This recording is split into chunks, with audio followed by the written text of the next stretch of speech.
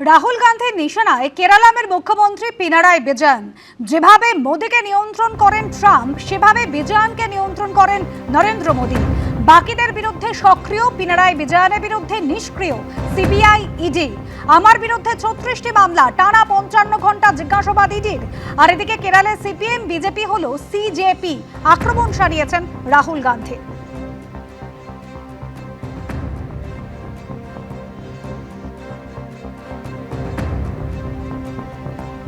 Same way that Mr. Trump controls Mr.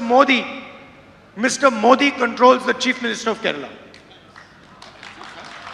The same way Trump controls Mr.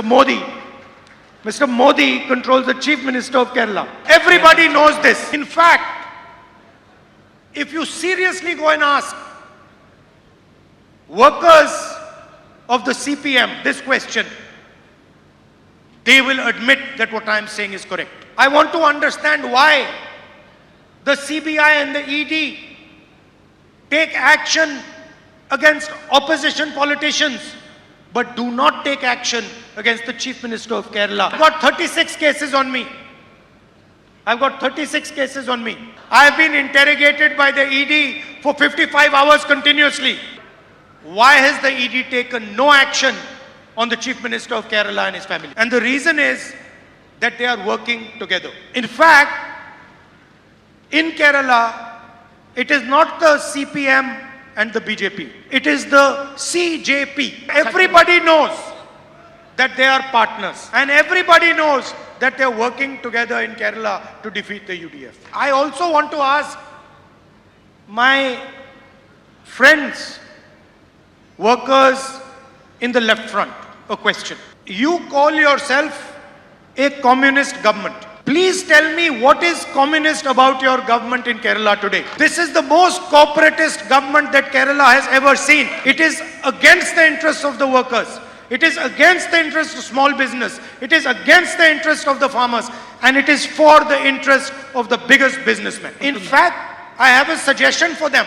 Your name is Communist Party of India. Change it to Corporatist Party of India. At least stand for what you say you are. You can ask their workers this question, and I guarantee you, at least 50% will say, you know what Rahul Gandhi has said is true. We are no longer the Communist Party of Kerala. We are the Corporate Party of Kerala. ভুল বলছেন রাহুল গান্ধী, পাল্টা CPM নেতা সুজন চক্রবর্তী। রাহুল গান্ধী কংগ্রেসের বড় নেতা, কিন্তু খুব unfortunate যে এত কম জেনে বলাটা ওনার পক্ষে সমীচীন বলে আমি মনে করি না। খুবই বেঠিক বলেছেন, যার সঙ্গে বাস্তবের কোনো সম্পর্ক নেই, মিল নেই। সবাই জানে আরএসএস অথবা বিজেপি তার মেইন টার্গেট সবসময় কমিউনিস্টরা, মুসলিমস অ্যান্ড খ্রিস্টান, সেটা ঘোষিত। এটাও যদি রাহুল গান্ধীর বুঝতে অসুবিধে হয়, সেটা আমার করুণা করা ছাড়া অন্য কিছু বলার থাকবে না। উনি যদি মনে করেন ভালো, সেই মনোভাবেই হয়তো উনি চলছেন, এবং সেই মনোভাবে চলতে গিয়ে কার্যত কেরালাতে বিজেপিকে স্পেস দিয়ে দিচ্ছেন না। তো আমি শুধু এইটুকু বললাম, লড়ে যেতে হবে, লড়তে হবে আমাদেরই। বিজেপি হোক আর অন্য যেই হোক না কেন, তারা যে পলিটিক্স করে তার বাইরে মানুষের হয়ে রাজনীতি বামপন্থীদেরই দায়িত্ব। বামপন্থীরাই সেটা করে, তার সঙ্গে বাকিদের জড়িয়ে নেয়। প্রবেশ যেমন আছে তেমনি প্রস্থানও আছে। কখন খেলা শেষ করতে হবে সেটা জানা জরুরি। পদত্যাগ করার পর প্রথম কলকাতায় এসেই মন্তব্য করলেন সদ্য প্রাক্তন রাজ্যপাল সিবি আনন্দ বোস। তবে পদত্যাগের কারণ বা রাষ্ট্রপতির অনুষ্ঠান ঘিরে বিতর্ক নিয়ে কোনো মন্তব্য করতে চাননি তিনি। সদ্য প্রাক্তন রাজ্যপাল বলেন, সঠিক সময় আসা পর্যন্ত গোপন থাকবে ইস্তফার কারণ। লোকেরা জানতে চাইবে ৩.৫ বছরে উনি কেন পদত্যাগ করলেন। মন্তব্য সৌগতর। There is a rule in sports. Rules of the game is also knowing when to end the game. ৩.৫ বছরে কেন উনি পদত্যাগ করলেন? বিধানসভা নির্বাচনের আগে তার আচমকা পদত্যাগ করা নিয়ে রাজ্য রাজনীতিতে শোরগোল পড়ে গেছে। মেয়াদ শেষের আগে এবং বিধানসভা ভোটের আগে হঠাৎ করে কেন পদত্যাগ করলেন রাজ্যপাল? এই প্রশ্ন ঘিরে দানা বেঁধেছে রহস্য, বেড়েছে জল্পনা। এই আবহে এই দিন কলকাতায় আসেন সিবি আনন্দ বোস, তবে স্পষ্ট করেননি ইস্তফার কারণ। I have completed 1200 days as governor here, which in cricket terms means 12 centuries I have won. That's enough. There is a time to stop. I thought this is the right time for me to go to the exit. Rule in sports, rules of the game is also knowing when to end the game. When there is an entry, as governor I knew there will be an exit. It was chosen, I was given an opportunity to decide for myself. I have taken a conscious decision to resign. The reasons for this will remain confidential till the right time comes. উনি রহস্য করছেন, কিন্তু লোকেরা তো জানতে চাইবে ওর 3.5 বছর, ওর 5 বছরের টার্ম, 3.5 বছরে কেন উনি পদত্যাগ করলেন। উনি তো অনেক ব্যাপারে রাজ্য সরকারের বিরুদ্ধে বলেছিলেন। আচমকা রাজ্যপাল বদল নিয়ে শনিবার মেট্রো চ্যানেলের ধর্ণা মঞ্চ থেকে মমতা বন্দ্যোপাধ্যায় অভিযোগ করেন হুমকি দিয়ে পদত্যাগ করানো হয়েছে সিভি আনন্দ বোসকে। এদিনও এ নিয়ে সরব হন মুখ্যমন্ত্রী। সব যত কনস্টিটিউশনাল পোস্ট আছে সব বিজেপি বেচতে আসছে।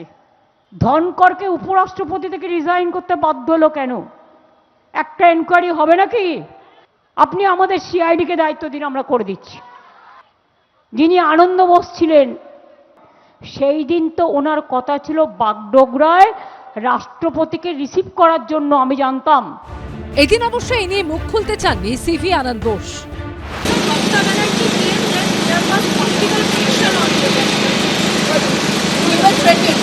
I heard you. What's your reaction to that? There is no action, there is no reaction. এখন দেখা যাচ্ছে যে পশ্চিমবাংলাতে এসে বিস্ফোরক কিছু কথাবার্তা বলে, বিস্ফোরক কিছু কাজকর্মকে প্রোৎসাহিত করে কেউ কেউ পদোন্নতি ঘটলো, তারপর হঠাৎ দেখা গেল সমস্ত চোখের সামনে থেকে সে হারিয়ে গেল, তাকে আর খুঁজে পাওয়া যাচ্ছে না। এক্ষেত্রে এরকম কিছু ঘটেছে কিনা, এরকম কোনো কারণ আছে কিনা হয়তো যথাসময়ে উনি বলবেন। শনিবার পশ্চিমবঙ্গের নতুন রাজ্যপাল RN রবিকেও নাম না করে নিশানা করেন মমতা বন্দ্যোপাধ্যায়। তামিলনাড়ুতে যখন তিনি ছিলেন সুপ্রিম কোর্টে অনেক কমেন্টস তাকে শুনতে হয়েছে। তিনি কোনো কাজ করেন না বিজেপি ছাড়া, বিজেপির একেবারে প্যারেড করা ক্যাডার। তামিলনাড়ুতে যা করেছেন রোজ তামিলনাড়ুতে স্ট্যালিনদের জবাব দিতে হয়েছে, প্রতিদিন বেচারারা ফেস করেছে। বাংলায় ভোটের 1 মাস আগে কেন চেঞ্জ করলেন? কাউকে টাইম কমপ্লিট করতে দিচ্ছেন না। মিস্টার রবি এখানে আসছেন মমতা ব্যানার্জিকে সংবিধানের ABCD শেখানোর জন্য। উনি সব সময় সকালে একরকম বলেন, বিকালে একরকম বলেন, রাত্রে আরেক রকম বলেন। সদ্য প্রাক্তন রাজ্যপাল সিভি আনন্দ বোস বর্তমানে কলকাতার ভোটার।